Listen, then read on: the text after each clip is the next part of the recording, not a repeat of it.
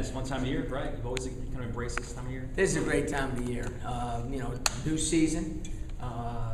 We've made a lot of improvements and opportunity to go to Greensboro and hopefully play our best basketball of the year over a 4-day period.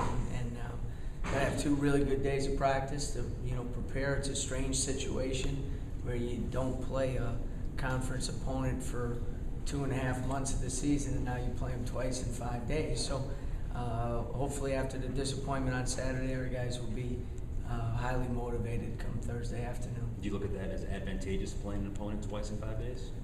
Their tendencies Yeah, it is what it is. You know what I mean? I think at this point just about everybody in the league in terms of what their strengths and weaknesses looking over an 18-game season. So, there's less prep time because we don't have to go over anything new. We just got to do a lot of things better. Daniel Miller, all ACC defensive team. He's one of those guys that you might not see a spectacular moment during a game. Then you look up, there's 3 blocks, there's 2 steals, there's 8 rebounds. What have you seen in him since you've been here?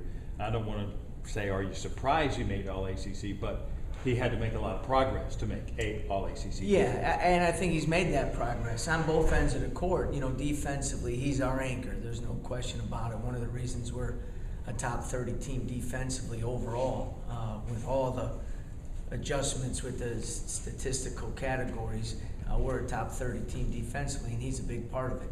Not only does he protect the rim with doing a very good job of blocking shots. He's one of those guys that's able to block shots without being out of position. He doesn't put your defense at risk while he blocks shots, and he's been really good on the defensive glass as well. Sometimes the stats are skewed because he doesn't necessarily always get the defensive rebounds, but very rarely does he allow his man ever to get an offensive rebound. So he's really bought into the understanding of the whole concept defensively is 5 guys working as one, and he's been on that back line for us. And he has good enough footwork to go out on the perimeter as well, with trapping ball screens and different things like that. So I'm very happy for him because we've always recognized it. Our teammates have always recognized it. And now I think it's starting to, take hold and get noticed other places as well. Coach, any confidence still kind of flowing from that win over Miami last week for you guys? Well, if there was, we got slapped in the face with reality that those are the highs and lows in a 3-day period. You kind of felt everything with college basketball. The exuberance we had on Wednesday night and the disappointment in a locker room with the same guys, 2 days later. But that's what this league's about. If you don't compete at a high level every 40 minutes, you're not going to be successful. So I think our guys understand that when we execute on both ends of the floor, we're a pretty good team, and now the job is to be able to do that starting on Thursday. I guess one of the things that affected that game was Mufon getting in foul trouble and not having Solo there to back him up. You probably could have used the minutes that he had against Miami for the Boston College game. Yeah, we were thrown in a tough situation on a lot of fronts, and that's why, I thought it would be a great test to see if we've taken another step. And we've taken so many steps. That would have been a big step to take. To play 3 games in 6 days, an evening game on Sunday, a 9 p.m. game on Wednesday that was not only physically draining but emotionally draining as well. Getting back at 3 a.m., going to class on Thursday, having travel problems on Friday, playing at noon on Saturday without the Poole brothers. It would have been a huge step in terms of the mental toughness that I think this program needs to keep moving forward. And then unfortunately we didn't have that. And I guess that may have affected somewhat the perimeter defense when their guards got hot. You didn't have the firepower to go after them a little bit. We were a step slow defensively, and that showed up on the ball. It wasn't necessarily firepower. We just couldn't keep the ball in front of us.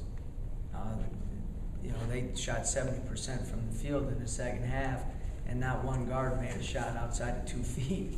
You got to guard the ball better than that. And that's, as I said, you're disappointed because we are a pretty good defensive team. And on the road, if you let a team shoot 70% from the field, you're messing with trouble, and that's exactly what we got.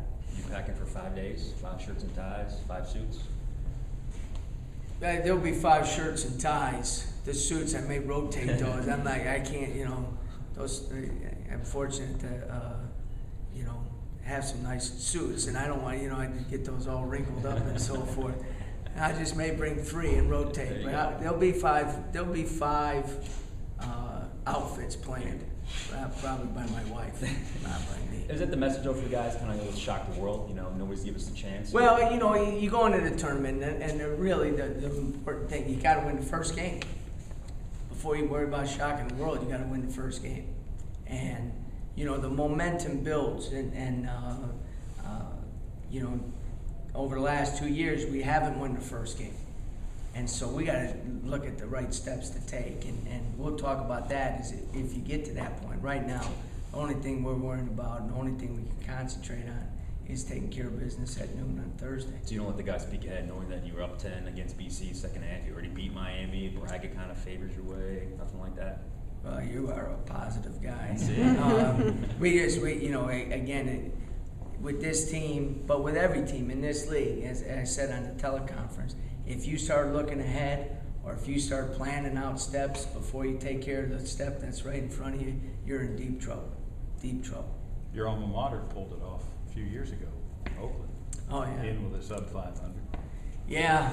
Well, that's because the first 12 games they play everybody in the top 20. You know what I mean? They make $1 million on all those buy games. But yeah, I mean,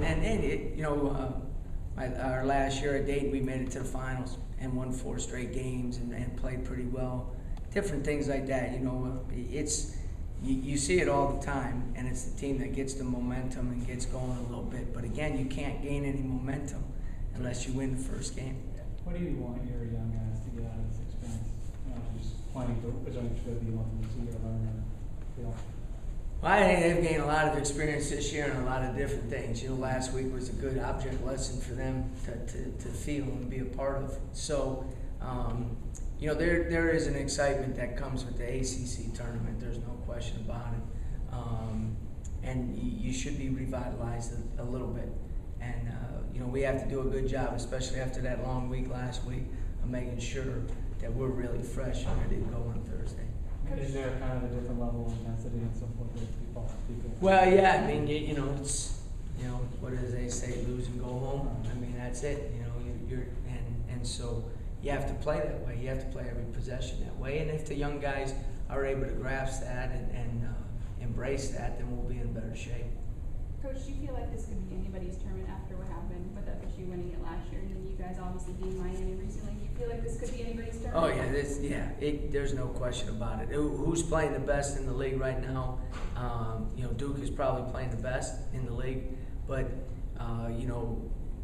BC was up 5 points with 1:30 to go against Duke. You know what I mean? So I don't think any team, maybe some of it due to youth, I don't think any team's afraid of anybody else. Florida State's playing extremely well right now. So there's a lot of teams that in the second half of the season have played extremely well. And there's some teams that are highly talented that haven't maybe played as well.